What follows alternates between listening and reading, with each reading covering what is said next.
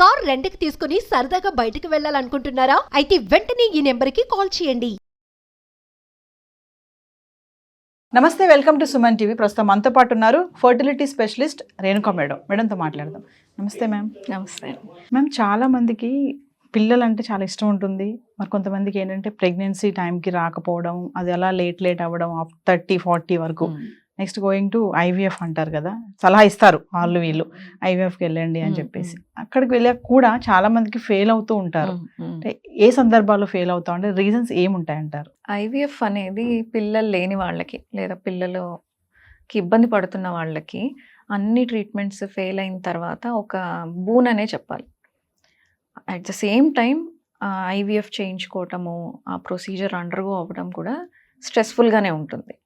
ఎందుకు అనంటే మనకి ఇప్పుడున్న ఫర్టిలిటీ ట్రీట్మెంట్స్ ఏవైనా కూడా ఏవి 100% రిజల్ట్స్ని ఇవ్వలేదు. సో సిమిలర్గా ఐవీఎఫ్ కూడా అంతే. వరల్డ్ వైడ్ చూసుకుంటే మనకి IVF success rate it's around 40-50%. అంటే 100 మందికి మనం ఒకేసారి ఒక సింగిల్ ఎంబ్రియోని ట్రాన్స్ఫర్ చేస్తే అందులో 40 కానీ 50 మందికి కానీ పాజిటివ్ వస్తుంది, మిగతా వాళ్ళకి నెగిటివ్ వస్తుంది. ఐవీఎఫ్ ఫెయిల్యూర్ అంటే చాలామంది ఏమనుకుంటారంటే ఎంబ్రియో ట్రాన్స్ఫర్స్ని కౌంట్ చేస్తారు. సో అలా అని ఫెయిల్ అనుకుంటారు. అలా కాదు, ఎన్నిసార్లు మనం ఎగ్స్ తీసామన్నది కౌంట్ చేసుకోవాలి. సో మనకి చాలా ఎగ్స్ ఒకేసారి తీస్తాము, చాలా ఎంబ్రియోస్ ఫామ్ అవుతాయి. సో ఎగ్స్ ఎన్నిసార్లు తీస్తే అన్ని సైకిల్స్ అనమాట. సో కొంతమందికి ఒక సింగిల్ సైకిల్లోనే 10 ఎంబ్రియోస్ వస్తాయి. సో వాళ్ళకి థర్డ్ టైం ట్రాన్స్ఫర్ చేసినప్పుడు, ఫోర్త్ టైం ట్రాన్స్ఫర్ చేసినప్పుడు సక్సెస్ అవుతుంది. అది సక్సెసే, ఫెయిల్యూర్ కాదు. అంటే ఫస్ట్ టైం కాలేదు కాబట్టి ఫెయిల్ అనడానికి లేదు. సో ఒక్కొక్కసారి ఫస్ట్ టైం అన్ని బాగున్నా కూడా ఫెయిల్ అవుతాయి. సో ఈ రకంగా చూసుకుంటే ఆన్ అన్ యావరేజ్ 40-50% ఒక్క సైకిల్లో వాళ్ళకి ప్రెగ్నెన్సీ వచ్చే ఛాన్స్ అంతకు మించి ఉండదు. ఇంకా ఎవరైనా అంతకు మించి ఉంటుంది అని అంటే అది ఫేక్. సో ఎప్పుడైనా ఇది నెగిటివ్ వచ్చింది అంటే రిపోర్ట్, చాలా డిసప్పాయింట్ అయిపోతారు. ఎందుకు వచ్చింది, ఎలా వచ్చింది, నెక్స్ట్ ఏం చేయాలి, ఇంకా మాకు వేరే ఆప్షన్స్ లేవా అని చాలా పెయిన్ఫుల్గా ఉంటుంది. వాళ్ళని చూడడానికి కూడా చాలా ఇబ్బందిగా ఉంటుంది మాకు యాక్చువల్గా హాస్పిటల్స్లో వాటిలో. ఈ ఐవీఎఫ్ ఫెయిల్ అవ్వడానికి మెయిన్గా రీజన్స్ 3. ఒకటి ఎంబ్రియో అంటే ఎగ్ స్పర్మ్ కంబైన్ అయ్యాక వచ్చిన బై ప్రోడక్ట్ ఎంబ్రియోలో ఏదైనా ప్రాబ్లం ఉండటం. అంటే స్పర్మ్లో ఉన్న ప్రాబ్లం ఉండొచ్చు, ఎగ్లో ఉన్న ప్రాబ్లం ఉండొచ్చు, దానివల్ల ఈ రెండిటి బై ప్రోడక్ట్ అయిన ఎంబ్రియోలో ప్రాబ్లం ఉండొచ్చు. సెకండ్ థింగ్, యూట్రస్ లైనింగ్, ఎక్కడైతే మనం ఈ ఫామ్ అయిన ఎంబ్రియోని లోపల పెడతాం, యూట్రస్ లోపల పెడతాము, దాన్ని ఎండోమెట్రియం అంటాము. ఆ లైనింగ్లో ప్రాబ్లం ఉన్నా కూడా మనకి ఐవీఎఫ్ ఫెయిల్ అయ్యే ఛాన్సెస్ ఉంటాయి. థర్డ్, ఇంకా మిస్లీనియస్ అంటే ఇంకా అందులో చాలా ఇంక్లూడ్ అవుతాయి. అందులో ఒకటి బ్లడ్ క్లాటింగ్ ఇష్యూస్ ఏమైనా ఉంటాయి, బ్లడ్ తొందరగా క్లాట్ అయ్యే టెండెన్సీ ఉన్నప్పుడు కనెక్షన్స్ అనేవి సరిగ్గా ఫామ్ కావన్నమాట. మనం పెట్టిన ఎంబ్రియోకి యూట్రస్కి కూడా మంచి ఆ క్రాస్ టాక్ అనేది సరిగ్గా అవ్వదు, కనెక్షన్స్ ఫామ్ కావు, దానివల్ల కూడా ఫెయిల్ అవ్వచ్చు. సెకండ్ థింగ్, ఇమ్యూనిటీ అంటే మదర్ పెట్టిన ఎంబ్రియోని యాక్సెప్ట్ చేయాలి. అంటే మదర్ ఇమ్యూనిటీ ఆ ఎంబ్రియోని రిజెక్ట్ చేయకూడదు. ఎప్పుడైనా కానీ మన బాడీలోకి ఏదైనా ఫారెన్ థింగ్ ఎంటర్ అయినప్పుడు మన బాడీ దాన్ని ఎప్పుడు రిజెక్ట్ చేయడానికి ట్రై చేస్తూ ఉంటుంది. ప్రెగ్నెన్సీ ఒక స్పెషల్ కండిషన్, ఫారెన్ బాడీ అయినా బాడీ యాక్సెప్ట్ చేసి దాన్ని నరిష్ చేస్తుంది. ఆ టైంలో ప్రెగ్నెన్సీ వచ్చే టైంలో బాడీలో అలాంటి ఇమ్యూనలాజికల్ చేంజెస్ అవుతాయి, ఇమ్యూనిటీలో అంత మార్పులు వచ్చి ఈ ప్రెగ్నెన్సీని రిజెక్ట్ కాకుండా ఉండేలాగా కెమికల్స్ రిలీజ్ అయ్యి అది ఒక లైఫ్ అనేది గ్రో అవ్వడం స్టార్ట్ అవుతుంది. సో ఇమ్యూనిటీలో ఏదైనా ఇష్యూస్ ఉన్నా కూడా మనకి ఐవీఎఫ్ ఫెయిల్ అయ్యే ఛాన్సెస్ ఉంటుంది. ఇంకొకటి, ఆ లైనింగ్లో మిస్ మ్యాచ్ ఉండటం, అంటే మనకి ఎంబ్రియో ఏజ్, ఈ లైనింగ్ ఏజ్ సింక్రొనైజ్ కాకపోవడం. మామూలుగా 5th డే ఎంబ్రియోని పెడతాము, 5 days యూట్రస్ని ప్రిపేర్ చేసి. ఒక్కొక్కసారికి వాళ్ళకి 6 days ఆఫ్ ప్రిపరేషన్ అవసరం పడుతుంది, ఒక్కొక్కసారి 4 days ఆఫ్ ప్రిపరేషన్ అవసరం పడుతుంది. సో మనకు రెగ్యులర్గా చేసినట్టు ఇలాంటి వాళ్ళకి 5th డేనే ట్రాన్స్ఫర్ చేసేస్తే అది ఒక్కొక్కసారి ఫెయిల్ అవుతుంది. నెక్స్ట్ థింగ్, జెనెటిక్ అంటే మనకు ప్రతిసారి జెనెటిక్ టెస్ట్లో బయటపడుతుందని లేదు, ఒక్కసారి జెనెటిక్ టెస్టుల్లో కూడా బయటపడని సిచ్యువేషన్స్ ఉంటాయి. సో ఇది కూడా ఒక రీజన్. సో అంటే embryo, endometrium and immunity, blood clotting tendency, genetic, next synchrony. ఎంబ్రియోకి ఎండోమెట్రియంకి సింక్రనీ ఎలా ఉంది. సో వీటిలో ఇష్యూస్ ఉన్నప్పుడు మనకి ఐవీఎఫ్ ఫెయిల్ అయ్యే ఛాన్సెస్ ఉంటాయి. ఐవీఎఫ్ ఫెయిల్యూర్ అయింది మేడం, తర్వాత ఆప్షన్స్ ఏముంటాయి? ఐవీఎఫ్ ఫెయిల్ అయిన తర్వాత ఆల్రెడీ ఇంకా ఎంబ్రియోస్ ఉంటాయి.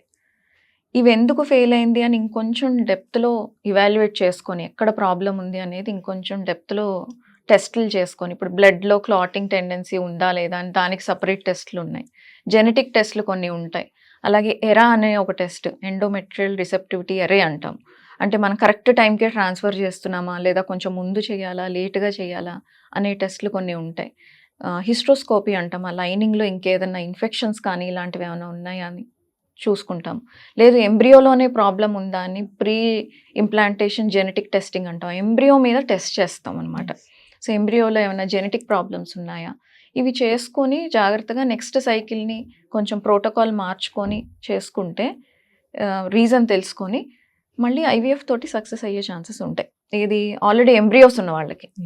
లేదు అన్ని ఎంబ్రియోస్ అయిపోయాయి అన్నప్పుడు వాళ్ళకి ఐవీఎఫ్ ప్రీవియస్ ఐవీఎఫ్ సైకిల్ ఏదైతే ఫెయిల్ అయిందో అది ఎలా స్టార్ట్ చేశారు, వాళ్ళకి బాడీ కరెక్ట్గా ప్రిపేర్ చేసి స్టార్ట్ చేశారా లేకపోతే ర్యాండమ్గా స్టార్ట్ చేశారా, ఏ ప్రోటోకాల్ వాడారు, వాళ్ళ జనరల్ హెల్త్ ఎలా ఉంది ఆ ట్రీట్మెంట్ చేసినప్పుడు, అంటే వాళ్ళ జనరల్ హెల్త్లో ఇష్యూస్ ఉండి దానివల్ల మనకి ఎగ్ క్వాలిటీనో స్పర్మ్ క్వాలిటీనో ఎఫెక్ట్ అయిందా, లేకపోతే వాళ్ళకి అనుకున్నట్టు రెస్పాన్స్ రాలేదా, లేకపోతే స్పర్మ్ సైడ్ నుంచి మనకి ఏదైనా ఇష్యూస్ ఉన్నాయా, ఇవన్నీ కరెక్ట్గా అసెస్ చేసుకొని వాటిని కరెక్ట్ చేసుకొని మళ్ళీ ఇంకొక ఐవీఎఫ్ సైకిల్కి వెళ్తే బాగానే ఉంటుంది సక్సెస్ రేట్ అనేది. ఎటువంటి పరిస్థితిలో ఐవీఎఫ్ వద్దు అని అంటారు?